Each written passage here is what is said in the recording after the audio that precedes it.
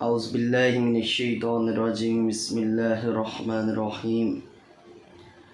معزز سامعین و ناظرین، السلام علیکم ورحمۃ اللہ وبرکاتہ۔ معزز سامعین، ہم اس قدر اخلاقی گراوٹ کا شکار ہو چکے ہیں، ہمیں اگر کسی شخص کی بھنک پڑ جائے کہ اس کا کوئی راز افشاں ہو گیا ہے، اس کی کوئی پوشیدہ بات وہ منظر عام پہ آ گئی ہے، تو ہم اس کو تلاش کرنے، اس کو دیکھنے اور اس کو دوسرے لوگوں تک پہنچانے کے حوالے سے بڑے ہی بے تاب ہوتے ہیں، اور ہماری ہر ممکن کوشش ہوتی ہے کہ ہم سب سے پہلے اس کو تلاش کریں، اس کو دیکھیں، اس سے لطف اندوز ہوں،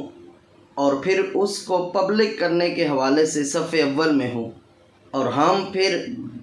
اپنی سرچ ہسٹری میں اس کو ٹاپ ٹرینڈ بناتے ہیں، اور انٹرنیٹ کی مختلف ویب سائٹوں پہ مارے پھر رہے ہوتے ہیں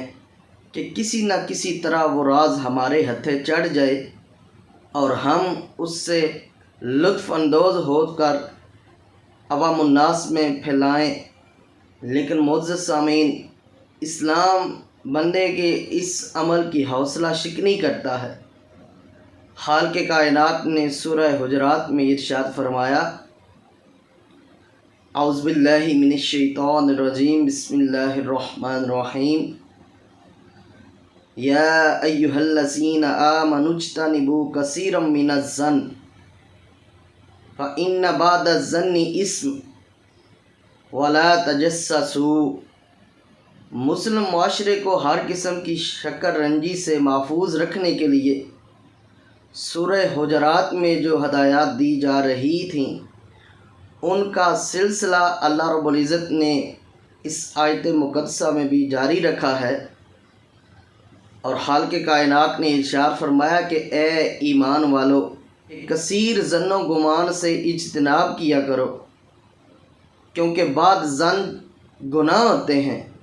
کیونکہ اگر تم کثیر ظن و گمان کے شیدائی بن جاؤ گے تو پھر وہ وقت دور نہیں کہ تم ایسے گمان کرنے شروع کر دو جو سراسر گناہ ہوتے ہیں، اور فرمایا وَلَا تَجَسَّسُوا، جاسوسی نہ کیا کرو۔ معزز سامعین، اسلام نے انسان کی پرائیویٹ زندگی کا بڑا احترام کیا ہے، اور دوسروں کی پوشیدہ باتوں کا سراغ لانا اور کسی کی ذاتی زندگی کو کریدنے سے منع فرمایا ہے، اور ہمیں دوسروں کی پردہ پوشی کا حکم ارشاد فرمایا ہے۔ امام بخاری رحمۃ اللہ علیہ نے اپنی کتاب صحیح بخاری شریف میں 2442 نمبر حدیث پاک کو نقل کیا ہے۔ حضرت عبداللہ بن عمر رضی اللہ تعالی عنہما حدیث پاک کے راوی ہیں۔ نبی پاک صلی اللہ علیہ وآلہ وبارک وسلم نے ارشاد فرمایا، المسلم اخو المسلم، ایک مسلمان دوسرے مسلمان کا بھائی ہے، ولا یظلمہ ولا یسلمہ، نہ ہی وہ خود اس پہ ظلم کرتا ہے اور نہ ہی اس کو ظالم کے حوالے کرتا ہے، ومن کان فی حاجت اخیہ کان اللہ فی حاجتہ،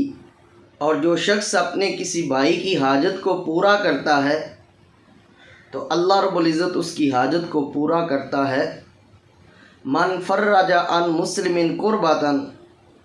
فرج اللہ عنہ کربۃ من کربات یوم القیامہ، اور جو شخص اپنے کسی مسلمان بھائی کی مصیبت کو دور کرتا ہے تو اللہ رب العزت قیامت کے دن اس کی مصیبتوں میں سے کوئی ایک مصیبت اس سے دور فرما دے گا۔ ومن ستر اللہ مسلما ستر اللہ یوم القیامہ، اور جس نے اپنے مسلمان بھائی کی پردہ پوشی کی، اللہ رب العزت قیامت کے دن اس کی پردہ پوشی فرمائیں گے۔ اور حضور ضیاء الامت جسٹس پیر محمد کرم شاہ الازہری رحمہ اللہ تعالی، آپ نے اپنی تفسیر ضیاء القرآن چوتھی جلد صفحہ نمبر 596 پہ حدیث پاک کو نقل کیا ہے۔ نبی پاک صلی اللہ علیہ وآلہ وسلم آپ نے ارشاد فرمایا کہ اے وہ گروہ جو اپنی زبانوں سے تو اسلام لائے ہیں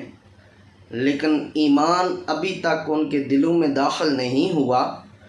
مسلمانوں کی عیب جوئی نہ کیا کرو اور مسلمانوں کی پوشیدہ باتوں کا سراغ نہ لگایا کرو۔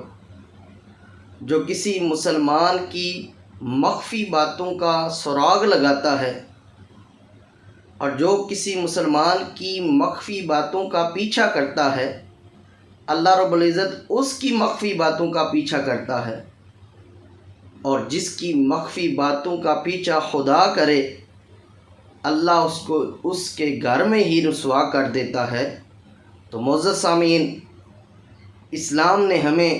دوسرے مسلمان بھائیوں کی پردہ پوشی کا حکم ارشاد فرمایا ہے اور دوسرے مسلمان بھائیوں کی جاسوسی سے منع فرمایا ہے، اور مسلمانوں کے انفرادی اور ذاتی زندگی کا ادب و احترام کرنے کا حکم ارشاد فرمایا ہے۔ اللہ رب العزت مجھے اور آپ کو دوسرے مسلمان بھائیوں کی پردہ پوشی کی توفیق عطا فرمائے۔